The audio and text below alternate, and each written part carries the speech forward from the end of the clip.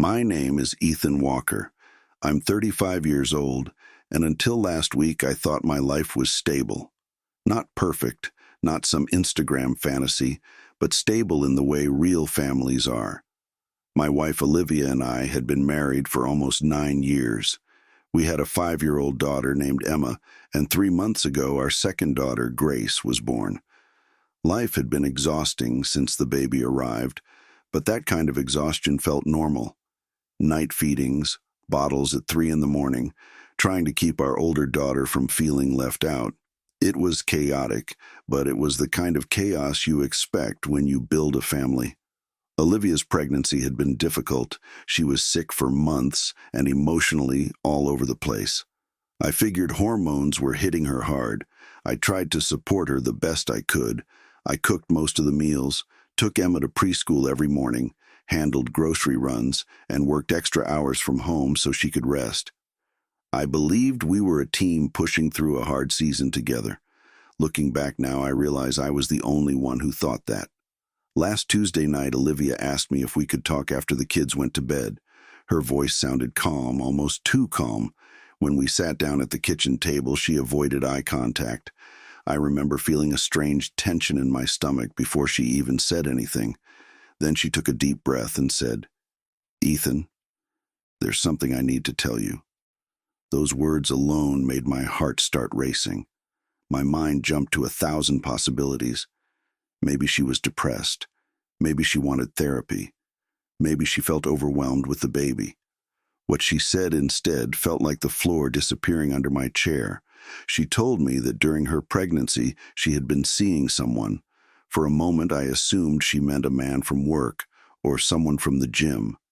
My brain automatically went to the typical cheating story you hear about. I felt sick, but at least the situation made sense in a terrible, predictable way. Then she said the name. Hannah. I asked who Hannah was.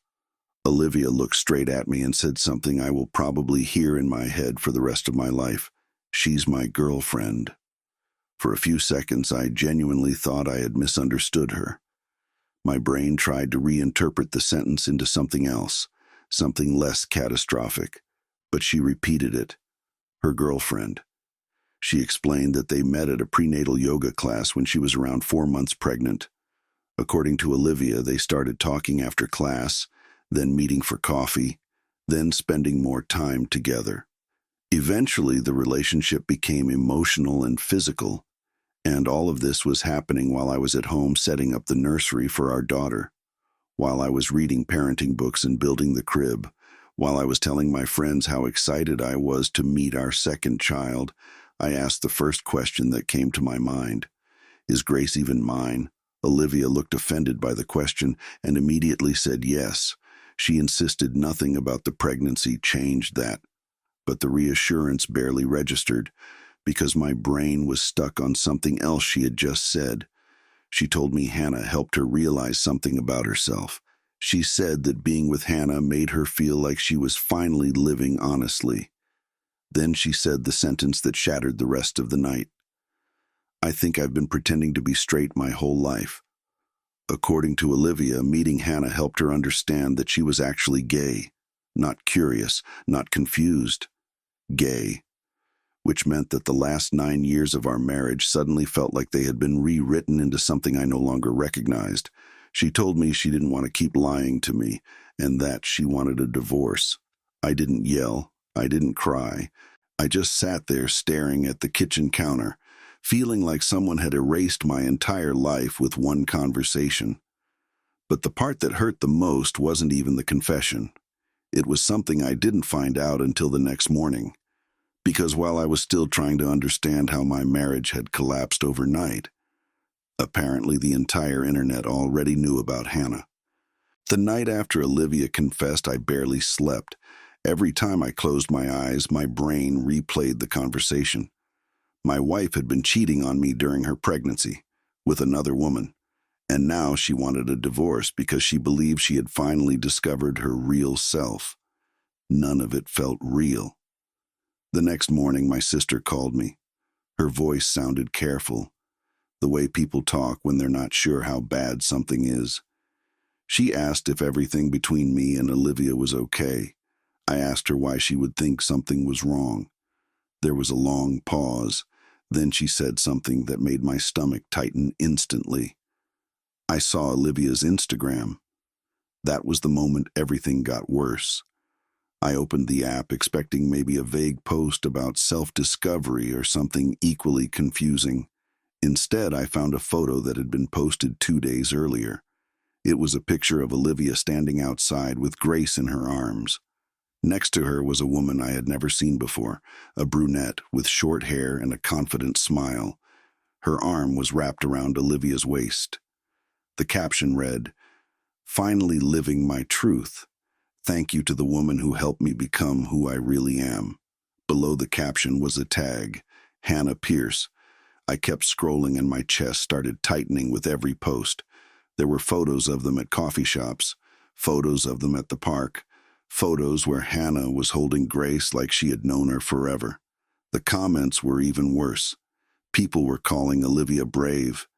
They were praising her courage. They were celebrating her for coming out and finding happiness. Meanwhile, I was sitting at home discovering my wife's affair at the exact same time. Strangers on the internet were congratulating her for it. But the post that nearly made me drop the phone was from the day Grace was born. It was a hospital photo, Olivia lying in the bed, Grace wrapped in a blanket, and Hannah sitting beside her holding her hand. The caption said, "Couldn't imagine welcoming this little girl without my soulmate beside me." My soulmate, not her husband, not the father of the child, her soulmate. That was the moment I realized something that made the whole situation even more surreal. Hannah had been there when my daughter was born. Apparently, Olivia invited her to the hospital while she was in labor, and somehow I had no idea, while I was running around the hospital trying to make sure everything was ready for the baby. Hannah was already part of the moment, standing just a few feet away from me, watching my daughter enter the world, and I didn't even know who she was. That night I confronted Olivia about the posts. She didn't deny anything. In fact, she seemed relieved that everything was finally out in the open. She said hiding the relationship had been emotionally draining and that she was tired of pretending. But then she said something that made the situation even stranger. She told me Hannah loved our daughters and that Hannah wanted to be involved in their lives. At first, I assumed she meant visiting occasionally or being around as a friend. Then Olivia said something that made my stomach drop.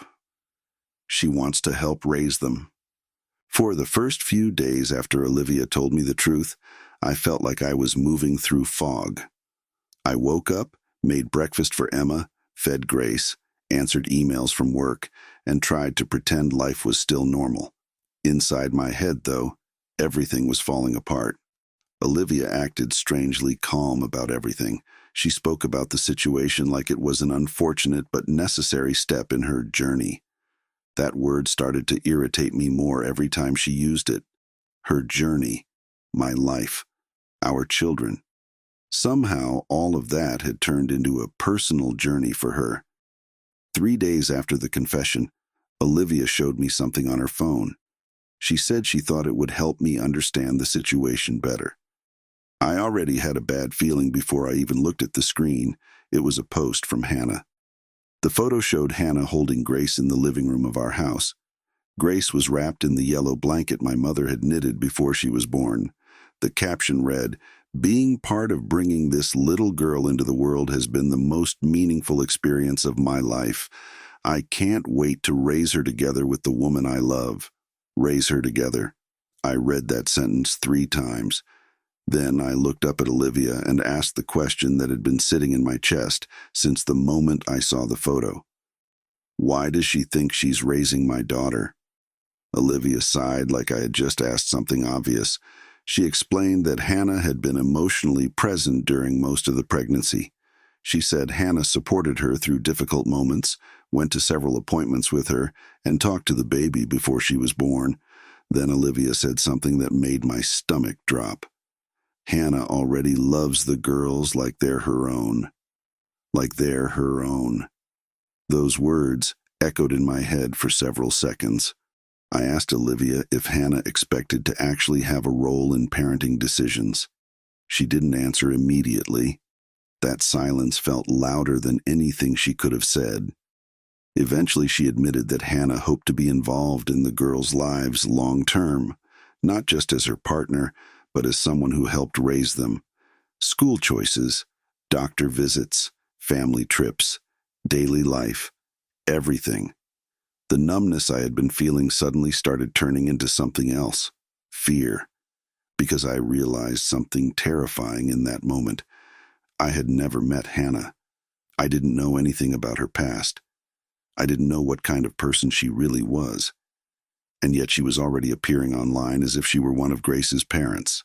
That night, after Olivia went to sleep, I opened Instagram again. This time, I carefully read every comment under the photos. A lot of them were from Hannah's friends. They kept writing the same phrase over and over again. Your little family is beautiful. Your little family. 2 women. A baby. And somehow the father of that baby didn't seem to exist in the picture. That was when a thought started forming in the back of my mind. If this story kept spreading online long enough, people would eventually believe it completely. And the next morning something happened that made me realize just how dangerous that could be. Because after I shared my situation anonymously online, hundreds of strangers told me the exact same thing. They said I was making a massive mistake, and that if I didn't act quickly, I might lose far more than just my marriage. When I first posted my story online, I honestly didn't expect much. I thought maybe a few people would comment, maybe someone would tell me I should try therapy or just focus on the kids and move on. I wasn't looking for sympathy. I think I just needed to say everything out loud somewhere because inside my own head it felt like everything was spinning. But what happened instead completely surprised me. Within a few hours, hundreds of people had replied.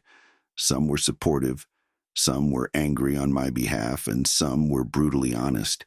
But there was one thing almost everyone seemed to agree on. They all told me the same thing. Get a lawyer. At first, I ignored those comments. I kept telling myself that the internet loves drama and people always assume the worst. I didn't want to start a legal war with Olivia. We had 2 daughters together. The idea of dragging lawyers into the situation felt like turning our lives into some kind of battlefield, but the more responses I read, the harder it became to ignore them. People weren't just talking about divorce, they were talking about custody, legal rights, parental authority. One comment in particular stuck in my mind. The person explained that without clear legal agreements, situations like mine could slowly shift in ways I might not notice at first. Over time, new partners sometimes become more involved in decisions about the children. Medical decisions, travel, where the kids live, school choices. Things I always assumed I would automatically have a say in as their father. Reading that made my chest feel tight. Later that evening, I asked Olivia directly if Hannah expected to be involved in parenting decisions. I tried to keep my voice calm because I didn't want the conversation to turn into a fight. Olivia hesitated before answering. That hesitation was enough to make my stomach drop. Eventually, she said they hadn't talked about specific legal arrangements yet, but she also said Hannah loved the girls and wanted to help raise them as part of their future together. Help raise them. The way she said it made it sound like this future had already been imagined many times before I even knew Hannah existed. That night after Olivia went to bed, I stayed in the living room with Grace. She had fallen asleep on my chest while I sat there staring at the dark television screen. The house was completely quiet except for the soft sound of her breathing. She's only 3 months old. She doesn't know anything about what's happening around her. She doesn't know her parents' marriage is ending. She doesn't know strangers on the internet are already arguing about our lives. All she knows is that when she grabs my finger, I'm there. And sitting there in that quiet room, I realized something important. For the past week, I had been reacting to everything. Shock, confusion, disbelief. I had been letting the situation push me around emotionally while I tried to understand what was even happening. But this wasn't just about my broken marriage anymore. This was about my daughters, about making sure I would always be part of their lives, not as some background character, not as the father who quietly disappeared. The next morning, I made a decision I had been avoiding since the day Olivia confessed. I called a lawyer. My consultation is tomorrow. I don't know exactly what will happen next. I don't know how complicated things might become. But for the first time since this started, I feel like I'm finally doing something instead of just standing still while everything falls apart. Because no matter how this story ends, I'm still their father, and I'm not going anywhere.